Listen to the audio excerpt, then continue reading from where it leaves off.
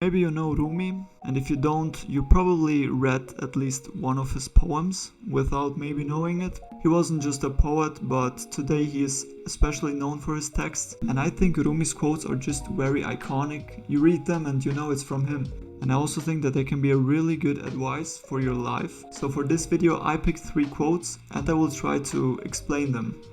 Your task is not to seek for love, but merely to seek and find all the barriers within yourself that you have built against it. That's my favorite quote from Rumi. I think Rumi tries to tell us that love already exists within and outside of us, but you have somehow built barriers in your life that don't let you receive that love anymore, or also give it. There can be many reasons why you have built that barriers. Maybe it's a bad experience, maybe it is a trauma, maybe it is a bad influence that you had in your surroundings, but that doesn't matter.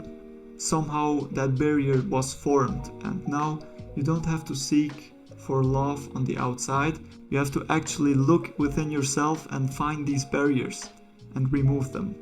So if you're a person who is constantly seeking for love and searching for love but never finds it, maybe ask yourself, do I have some barriers? And why do I have these barriers? So let's move on to quote number 2. The wound is the place where the light enters you.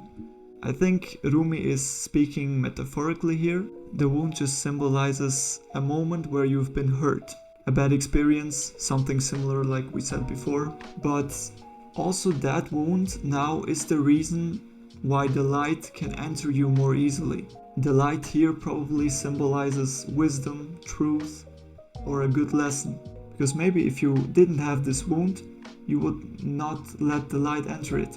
And also every wound will of course heal. Now let's go to the third and final quote. If you are irritated by every rub, how will your mirror be polished? I love how Rumi uses things that you have in your daily life and actually can make a symbol out of it. So physically speaking now, a mirror needs to be polished, and for that it needs to be rubbed. So let's just say it's the mirror of the soul, because if you stand in front of the mirror, you see yourself. In order to see what kind of person you really are, you also need that rub.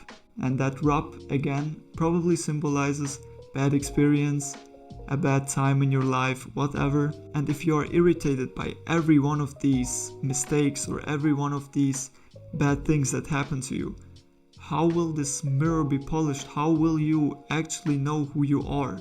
Because you can also see how a person really is when bad things happen to them. Okay, that was the last quote. There are probably 1,000 quotes from Rumi that are as good as these, but for now I just picked these and I think these are my favorite.